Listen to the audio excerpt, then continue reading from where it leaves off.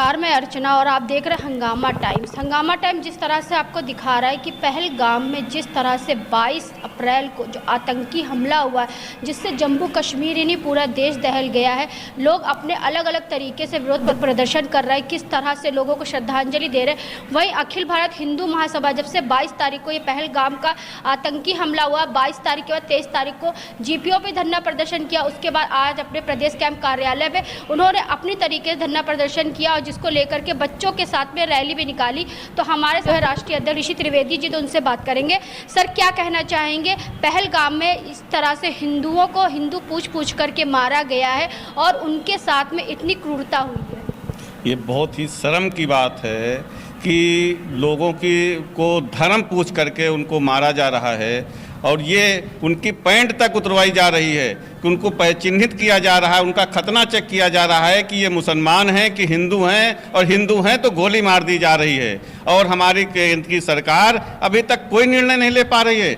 इतने दिन हो गया, पूरा देश में आग लगी है, पूरा देश आज आक्रोशित है, केवल ये चाह रहा है कि मोदी जी बदला लो।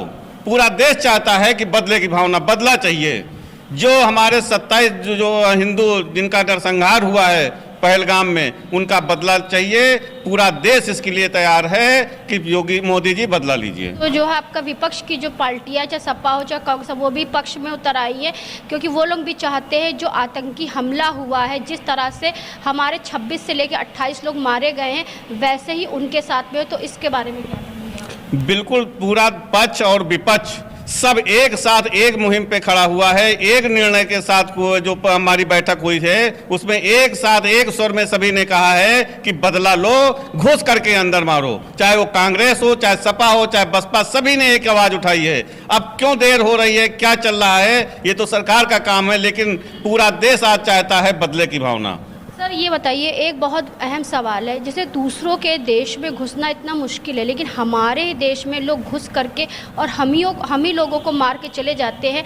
तो हमारी सरहदों पे जो फौज, जो आर्मी तैनात है, तो वो किस तरह से इस तरह से रक्षा कर रही है कि कोई भी आतंकी देश में घुस आएगा और लोगों को मार के चला जाएगा? बिल्कुल सही बात है। कहीं ना कहीं हमारी जो सुरक्षा है, व्यवस्था, उसमें कमी रही है। आतंकवादी अंदर आए हैं, उसकी भी जांच हो रही है, लेकिन मैं ये चाहता हूं कि जैसे वो घुस करके आए हैं तो क्या हमारे जवान नहीं जा सकते?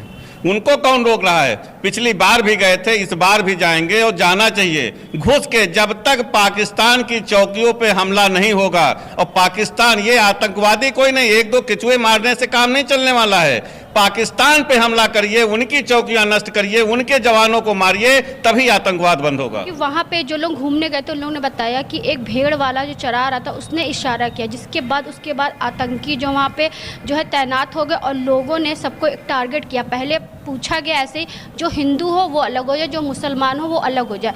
लोगों ने जब इसको सीरियस नहीं लिया, दोबारा जब पूछा गया, फायरिंग के साथ पूछा गया कि हिंदू अलग हो जाए, मुसलमान अलग हो जाए। जैसे ही किसी एक हिंदू ने हाथ उठाया, तुरंत उसको गोली मार दी। बिल्कुल सही बात। वो तो जांच करके, देख कर, बात करके उनकी पैंट तक उतरवाई गई। मैं पहले भी बोल चुका हूं कि वो तो चिन्हित करके मारा गया। कोई वो नहीं था, वो आतंकवादी मुस्लिम आतंकवादी थे और हिंदुओं को टारगेट करके मारा गया है। उनको कहीं ना कहीं जितने भी जो 26 से 28 लोग हैं जिनके परिवार के लोग मरे, कहीं ना कहीं क्या उनके दिमाग में नहीं आया होगा कि अगर मैं मुसलमान हूं तो आज मैं बच जाऊं? बिल्कुल आया होगा, हो सकता आया हो, लेकिन सभी ने, उसमें एक क्रिश्चियन भी था, उससे पूछा गया, उससे बोला कि आप कलमा पढ़िए, बोला नहीं हम तो क्रिश्चियन हैं, उसको भी तुरंत गोली मार दी गई। वो कोई क्रिश्चियन नहीं, कोई कुछ नहीं, केवल मुसलमान जो हिंदू है, जो काफिर है, वो गोली का शिकार हुआ है।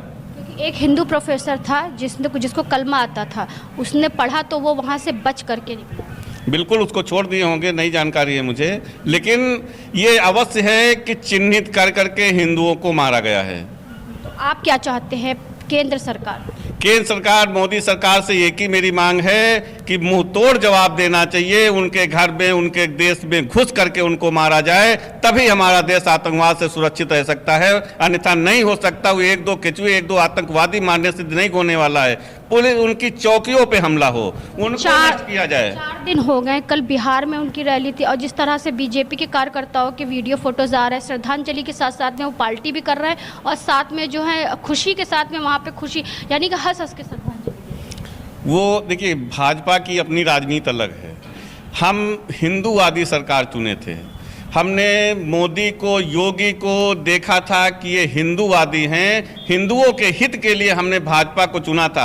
आज भाजपा के राज में, भाजपा के शासनकाल में भारत देश के अंदर पश्चिम बंगाल से हिंदू पलायन कर रहे हैं, पहलगाम में हत्याएं हिंदुओं की हो रही हैं। क्या कर रहे हैं मोदी जी? कब आएंगे एक्शन में? कब लेंगे निर्णय? कौन सा ठोस कदम है? कहां जमा पड़ा है? क्यों नहीं वो ठोस कदम उठ रहा है उनका? कब उठेगा? ये पूरा देश जानना चाहता है, हिंदू महासभा जाननी चाहती है कि किस दिन निर्णय लेंगे। क्यों नहीं ममता सरकार बर्खास्त की जा रही है?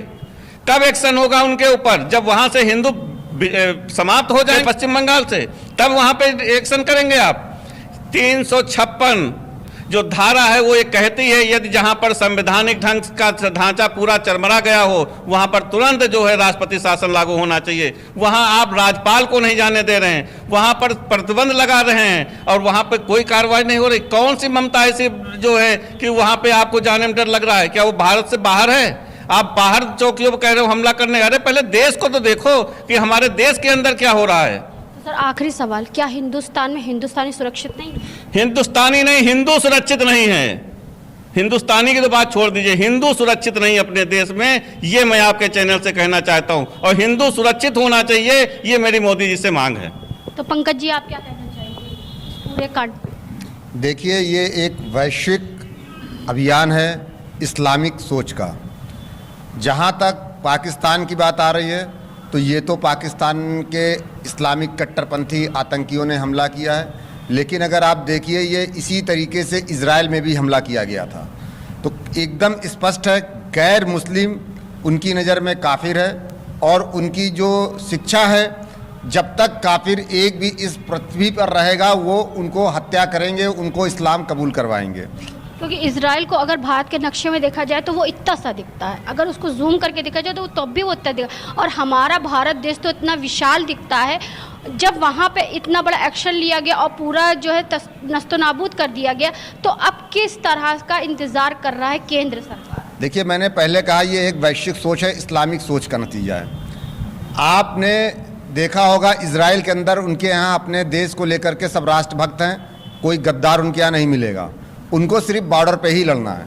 आज जो मुझे लगता है कि जो निर्णय हो रहे हैं भारत के अंदर मजबूती के साथ हो रहे हैं, लेकिन उनको इस बात पर भी ध्यान रखना पड़ रहा होगा कि जो देश के अंदर छुपे गद्दार हैं उनका क्या रिएक्शन होगा। मुझे लगता है ये भी हो रहा है।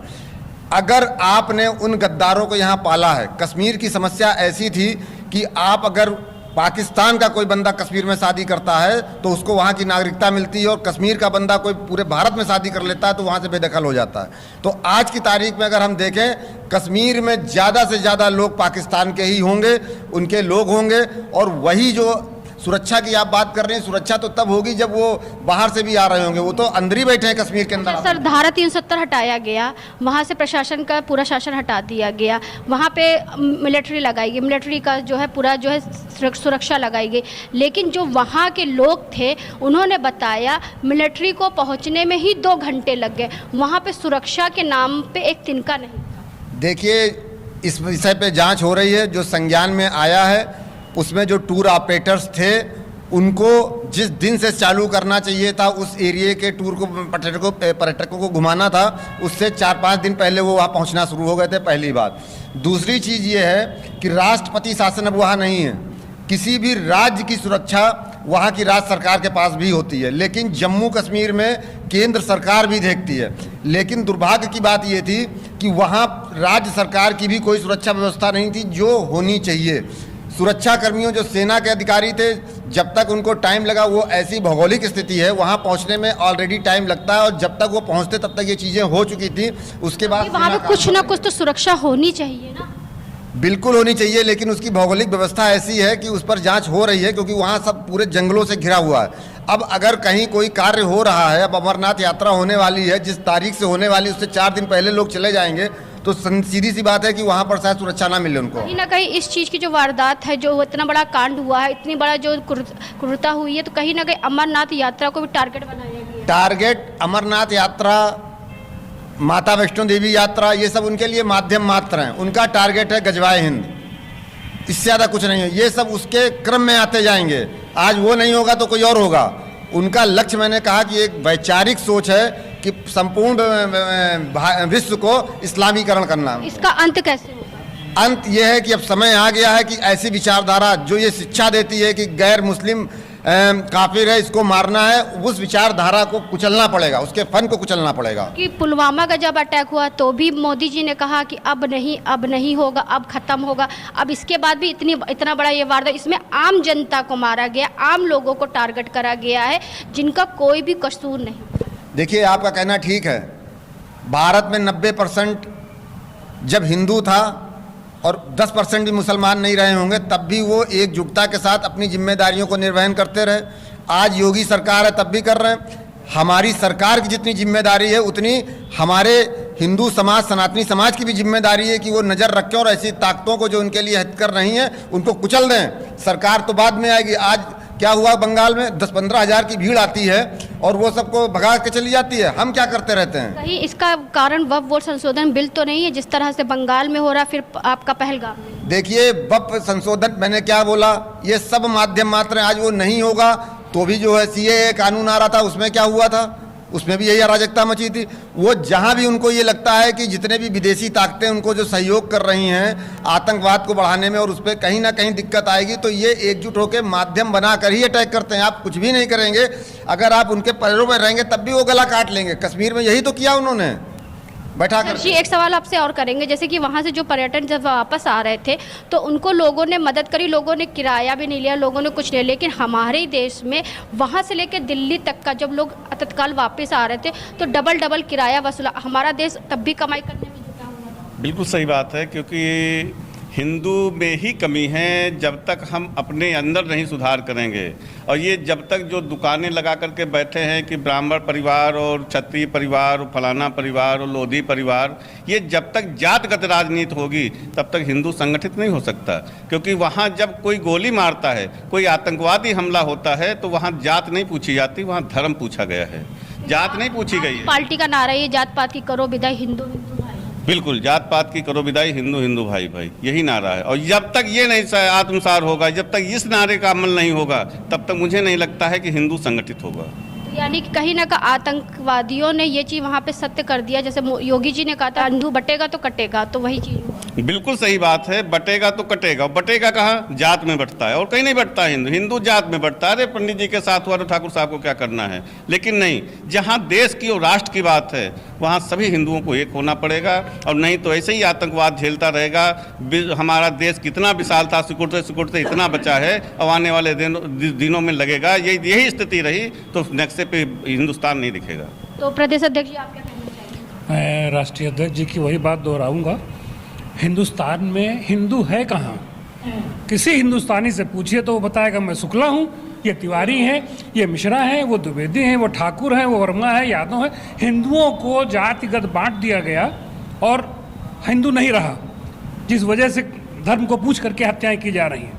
अगर हिंदू एक हो जाए हिंदुस्तान में तो सबसे, जो अभी तिवारी जी, पंकज जी कह रहे थे, ज़रूरत इसी बात की है, संगठित हो जाए हिंदू, सुरक्षित हो जाएंगे। हर काम सरकार नहीं करती, सरकार से आशा है। जिस तरह से तैयारियां चल रही हैं, उम्मीद करते हैं कि जो इजराइल ने किया वैसे ही अपने नागरिकों का बदला लेंगे। तो एक बार ऐसे से ले लें, बस हमेशा के लिए शांत हो जाएंगे।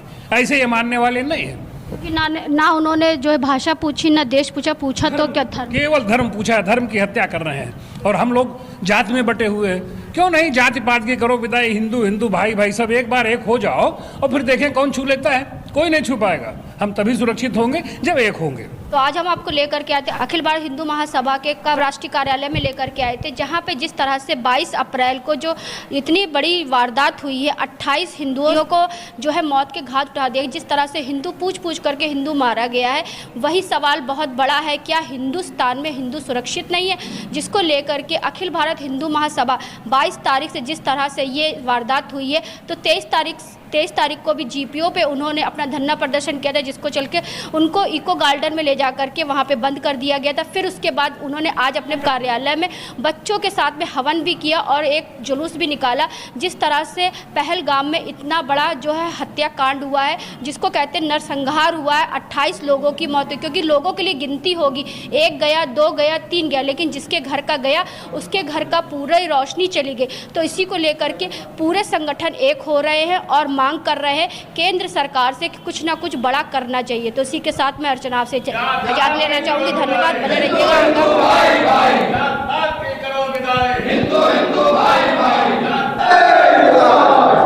हंगामा टाइम्स की तमाम खबरों को देखने के लिए हंगामा टाइम्स को सब्सक्राइब कर लीजिए और बेल आइकन दबा लीजिए। अगर आपको ये वीडियो अच्छा लगा हो तो लाइक बटन प्रेस कर अपनी प्रतिक्रिया हमारे कमेंट बॉक्स में देना मत भूलें।